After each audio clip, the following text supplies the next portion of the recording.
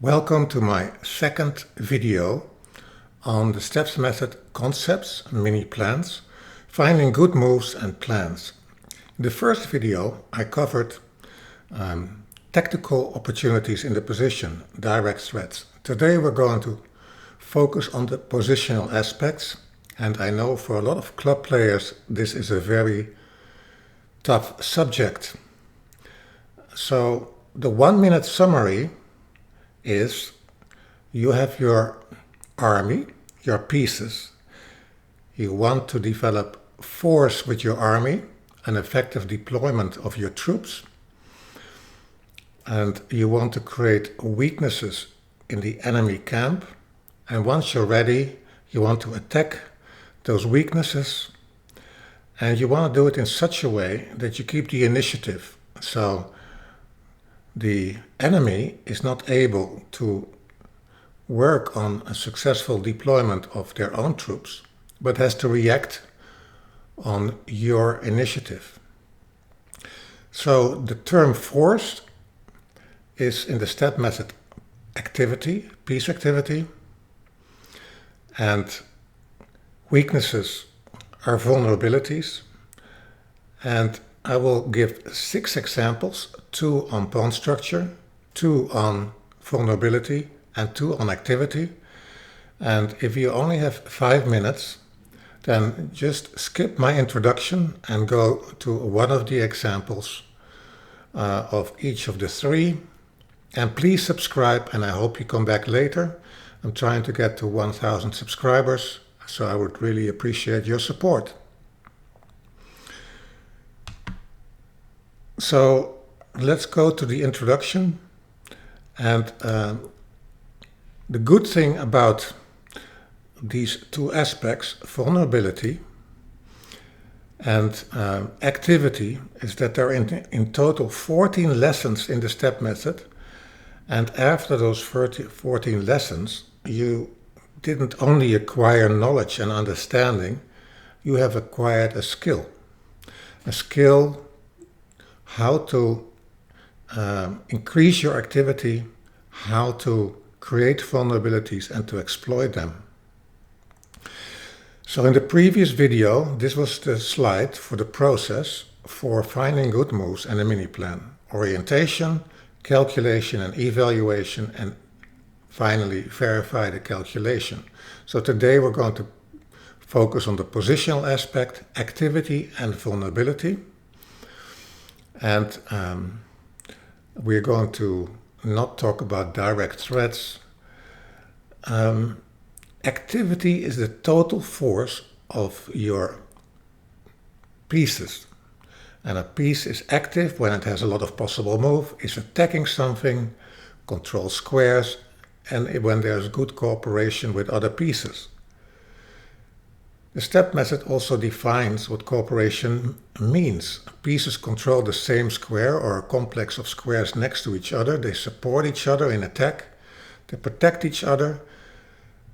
The pieces divide the task among each other and they don't get in each other's way. So how can you increase activity? The first one is to bring all your pieces into the game. So when players just start out, children, you often see them roaming around with their queen, trying to eat the pieces of their opponent, while a lot of pieces are not into the game. And then when we progress, we learn that we have to bring all the pieces into the game. And some people say, talk to your pieces and see if they're happy with their role in the game and with the cooperation between the pieces. That brings me to the second point. Cooperation is crucial. So when a queen by itself has less force than when it cooperates with other pieces. So how pieces cooperate and that you find good cooperation and improve it is crucial to increase activity. An aspect that I mentioned in my introduction, increasing activity, but if you can play development moves that force your opponent to react, you are extending your lead in building your force, because your opponent has to react and play defensive moves and has to take care of reacting to your threats. And at the end, you will have such a lead in development that you can start attacking the king or other vulnerabilities in the opponent's camp. Some simple things. Improve your worst piece. Move a piece to a strong square. Strong square is a square that cannot be attacked by a pawn, and preferably like in enemy camp, and in for instance, a square d5 in a Sicilian can be a very strong square to occupy with a knight. Rooks and bishops need space. So for rooks, you like to occupy open files, occupy the 7th rank, or open the files by moving the pawns in front of them. The same for bishops. They also have long legs, as opposed to knights. So move the pawns that block bishops and move those pawns forward. When you think about a queen, which is defending a mating square, the attacking force that queen has is 0. So when you can release pieces from a crucial defending task, it frees them up for attacking opportunities. And the same with pinned pieces. If you have a piece that is pinned to the king, it has 0 force. So if you can unpin pieces, you can release them from their and have them join the force. Control more squares, attack targets. When you attack targets, your opponent has to react, and then you can continue to build your activity. What is vulnerability? So the weaknesses. A piece can be vulnerable when it can be attacked, when it's unprotected or very valuable. Of course, a very common one is the queen in the opening. If you bring it out too early, it can be attacked by other pieces, and you can, with tempo, develop your pieces and take a lead in development. When it has only a few possible moves, it might be trapped. We already mentioned, if they are fulfilling a crucial function like defending, basically they don't have freedom to join the force because they are completely occupied with their crucial function. And then it's when it's working alone. So the cooperation is very important. Then there are vulnerable points. When you think about pawn structure, double pawns, isolated pawns, backward pawns. We saw already in the opening many times you have f2 and f7. When the king is in the middle, or there is a compromised pawn structure in front of the king. So when you moved pawns in front of your king, many times it gives attacking opportunities. How can you increase your opponent's vulnerability? By damaging the pawn structure, create targets to attack, provoke weaknesses, trade opponent's key defenders' most active pieces, and build up tension and threats. We'll now go to the 6 examples that I prepared to demonstrate how to build this skill, and also to make it more concrete what this means when you look at positions. So the first position we have here is about pawn structure. So take a moment to look at the position. Material is equal. Black has a double pawn on c7 and c5. And of course, we see the pawn chain, in this case, of g7, f6. And we can damage the pawn structure by chasing the bishop on g6 away, and then pushing the pawn to h6, threatening to take on g7. And you could say, why is this so important? Well, let's see what happens. So black takes the pawn, the bishop attacks the rook on h8. Let's say the rook goes to g8, so to prepare for defending the weakened pawn on h6. We attack the pawn defends, attacks the bishop goes back, and black thinks, let me attack the pawn on g3. We just defend it. And let's just take a moment to look at this position. So we have a passed pawn on the f-file, but also suddenly our bishops have become much more active because the pawns on g7 and f6 have disappeared. So by opening the position and damaging the pawn structure, it's not only that h6 has become a weak pawn, but we also increased the activity of our pieces. And in this position, it's clear, of course, that bishop h5 is a threat. And if black just tries to defend against that by moving their bishop backwards, we are actually already trapping the rook with the move bishop h5. And we see, if we go back to the beginning of this position, before we played h5, the difference in activity of the two bishops in the final position. They are shining. h6 and h7 are weak, but we also released the power of our bishop. Let's go to a second example on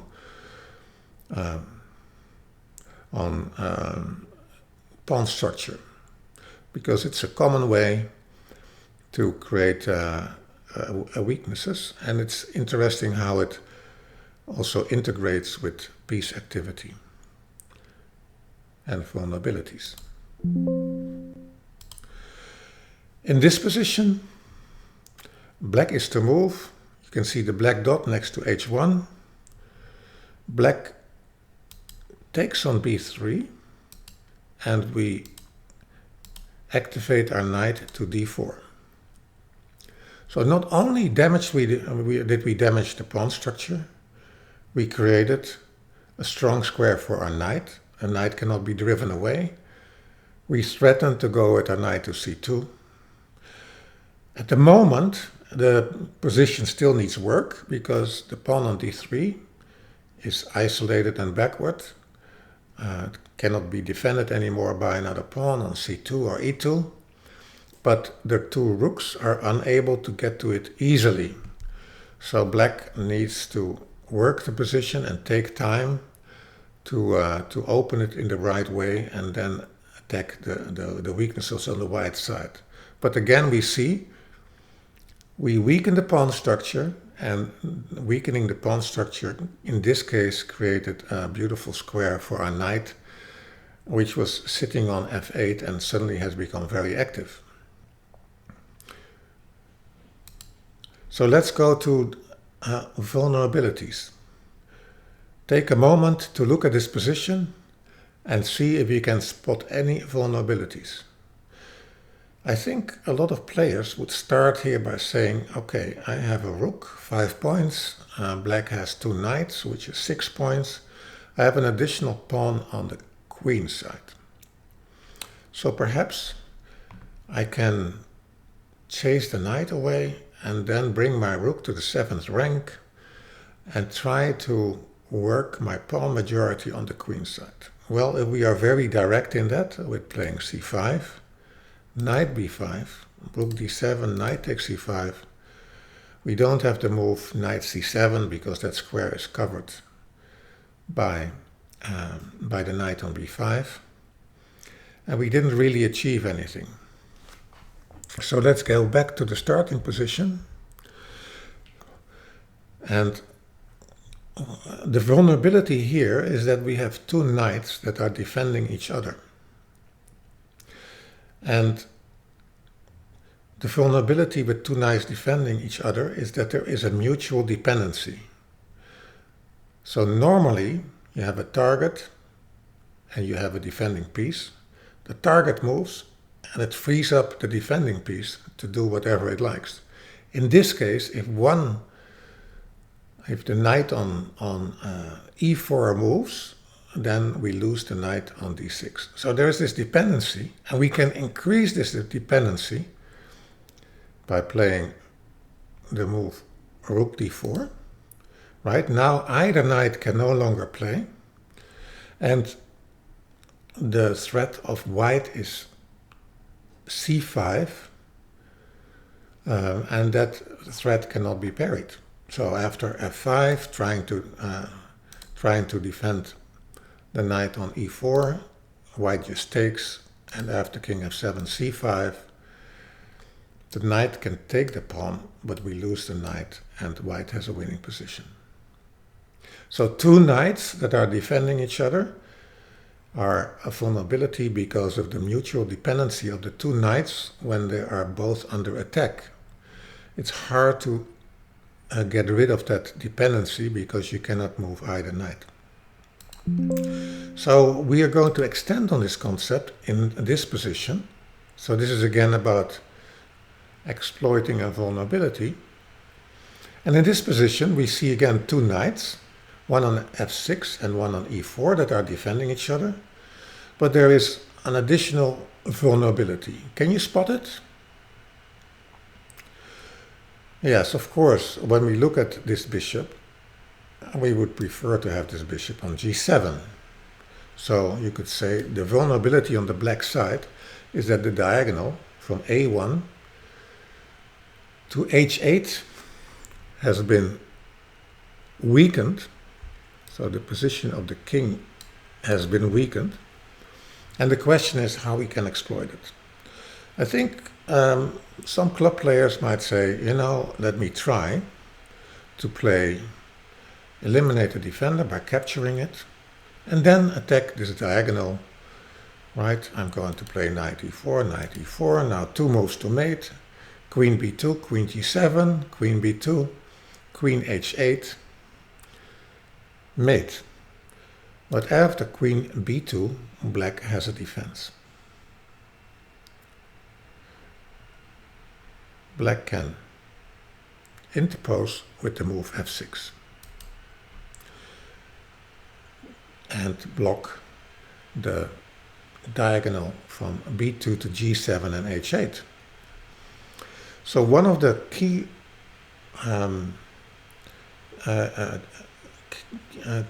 key concepts in the step method, or one of the rules that is very useful, is when you have a combination and you find out it doesn't work, what you can try to do is reverse the move order. So in this position we played knight takes e4, knight takes e4, queen b2. Reversing the move order would mean playing the second move first and then the first move second. So after queen b2 we threaten to take on e4, and there's no defense. So, for instance, white can try to muddy the waters, but to no avail, because we take first, and after we take on e4, right, black doesn't have time to play c3 because we have the intermediate move knight takes f6. So this was about the vulnerability. We saw two knights being vulnerable, and we saw a damaged pawn structure in front of the king with the bishop on d6 instead of g7. Let's go to activity. So in this position, let's have a look. The bishop on g5 is pinning the knight to the queen.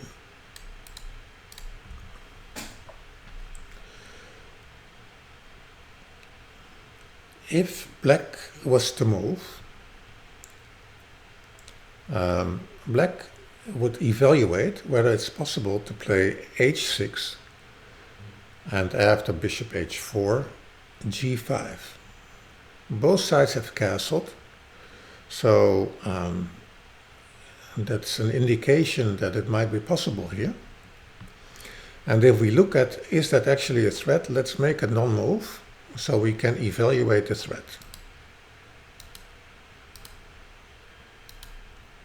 Right, so we have to see if knight takes d5 is possible. Well, in this case, white takes the bishop. And after taking back, we move our knight here. Then now the knight on g5 cannot go back to f3 because we take the knight and then the bishop on h4. And after, for instance, just bringing an attacker, white doesn't have sufficient attacking chances for the piece. Of course, after h6, bishop g5, white realizes after knight takes g5 that black has this move knight takes d5 and say, well, let me just take the bishop first and then take here. But then black unpins. It looks dangerous, but black stabilizes. So when we go back to the beginning, we see that if it was black to move, they would play h6 and g5 probably. So at least that's something to take into account. It would be a very sharp position, but with both sides castled, it works out. So how to increase activity? So one of the questions to ask yourself, if you could pick up the knight on f3, what would be a dream square to put it on? That would be a square where it has a lot more activity and is in enemy territory. And if you ask yourself the question, what is the dream square of the knight? A lot of players would say, well, yes, the knight on f5 would be a very active knight compared to where it currently is. Then we figure out the route towards that square. So first we ask ourselves, what is the target square? In this case, f5, the end state, you could say, and then we figure out how to get there.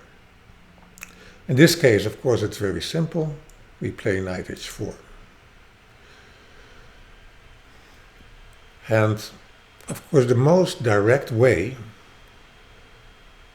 to defend against the knight coming to f5 is to play g6 and see what is happening, right? We play knight h4. Black has no time to think about their own development and is forced to react. But after g6, right, we realize that the rook on f1 is eyeing already the knight on f6, and we play f4, and immediately white is winning in this position because the threat is f takes e5 and followed by bishop takes f6. So we activate the knight, we provoke a weakness, we provoke black to react to our move, and immediately we are also able to activate another piece. So this is what I mean when I say make moves that that lead to initiative, and the initiative can be used to accelerate your force. So let's go back to knight h4 and see if black goes back to their original plan. So the knight is attacking the queen on e7. The queen has to react because it is also a check, queen d8, and now it's no longer possible to play g5, so we also took care of the threat that was in the position. And if black says, okay, let me defend the pawn on h6 before I play the move, we are opening up immediately the position and we get a crushing attack with the pin still in the position and two attackers on the pinned piece. So this is the first example. Let's go to the second example. And I hope that you realize that you can really practice this in such a way that it becomes a skill and not only that you understand the concept and that you can apply it in your own games. Once again, right, we attack the queen, so we move the bishop to a more active square, attack an opponent's piece, so the opponent is again forced to react. White has the initiative. We move it to f5 with the threat of, right, we threaten mate in two moves. You can say, okay, not so fast, right? Because I have a knight and I can actually take the activated piece. But now we're going to activate our rooks. So we can play rook b3 followed by d4 and rook g3. Or we can play rook e1. The rook is coming to e3 or e4. And then goes to the g file or the h file. So you can see, just like we saw in the beginning with the pawn structure, that sometimes you start out with activating a piece or you damaging the pawn structure, but it also leads to activating other pieces and an attack, right? So the game might continue, and again, white is winning. So these were the 6 examples, and I would like to close out with this position. It's from a game from Jeroen Piket. And before we go into the analysis, let's look at the black pieces and talk to the pieces and say, how happy are they? So what do you think about the bishop on e6? The bishop on e6 will be saying, look at me, right? I'm looking at the pawn on d5. I'm looking at the pawn on f5. I have no scope. I'm not doing anything. The rook on a8. The rook on a8 will tell you, I'm not even into the game. I don't have any square to go to. It's right. It's really sad. And so when you look at the black pieces, it's like they're not smiling, they're not into the game, they're not active, they're all blocked. While white is controlling the c file with their rooks, the bishop on d4 is shining and looking at h8. So it's very interesting in this position that the Grandmaster Piket, who was trained using the step method and was a strong grandmaster and then became the personal assistant of Joop van Oostrom in Monaco, the organizer of the Amber tournament and also a world champion in correspondence chess. So he was saying, what is my worst piece as white? And his conclusion was, my worst piece as white is my knight on g3. And he says, let me pick up this knight. How can I improve it? Right? So black played king h7. Now white is to move. And white was thinking about, I have a knight on g3. What would be the dream square of this knight? Can you figure out, right? It has to be a square that is feasible to get to. What would be the dream square of this knight? And he decided that a beautiful, strong square for the knight would be g5. So he didn't think about a move. He thought about a square where this knight would have a very strong influence on the opponent's position, attacking the king in this position, attacking the bishop on e6. And then he figured out the route to get there. So he played knight h1. And we can see that actually all white was doing was bringing the knight to the position. And a few moves later,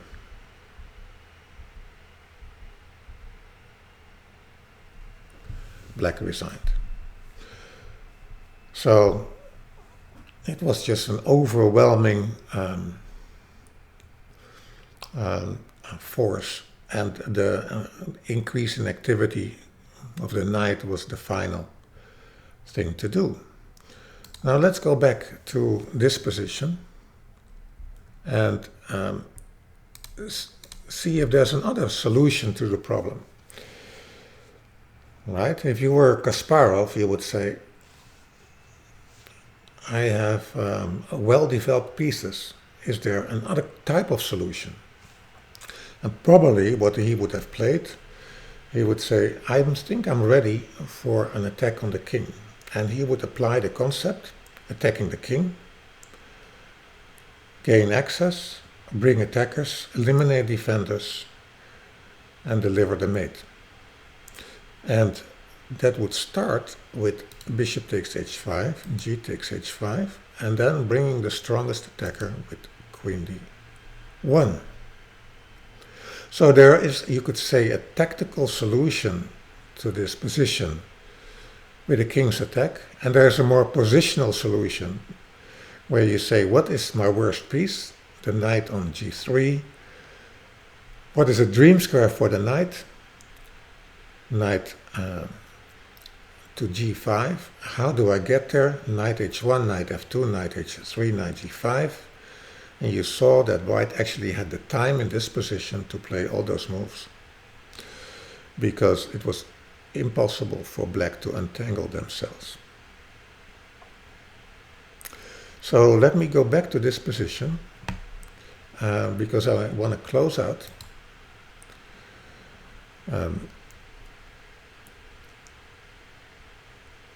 with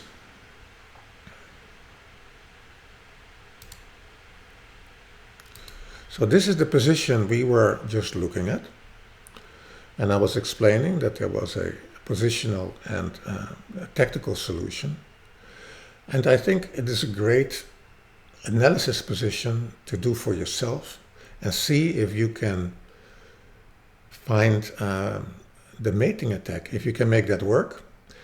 And when I was doing this in an Adult Improver series in Charlotte, I found out that a lot of people had never seen an analysis tree. And I just want to close out with that. So this is in handwriting. So on top you see the moves, bishop takes h5, g takes h5, queen d1. And then there are the different responses that the class came up with and how it would continue. And I think it would be a great exercise if you want to practice this, to make this analysis tree and compare notes and see what you think of it. And my final recommendation, when you look at activity and vulnerability, is to take one of your own games. Take all the points we discussed and only look at that game from how did I add force with every move? which were the vulnerabilities in my own position and in the position of my opponent. Were there opportunities to create vulnerabilities in the opponent's camp? And finally, was there a way for me to keep the initiative and build my force while forcing my opponent to react? As I stated before, I would really appreciate if you could subscribe to my channel. I'm trying to get to 1,000 subscribers by the end of the year, and I'm around 900. And I noticed that 2/3 of the viewers are not subscribers. So just press the button and I would really appreciate it. Thank you again and have a nice day.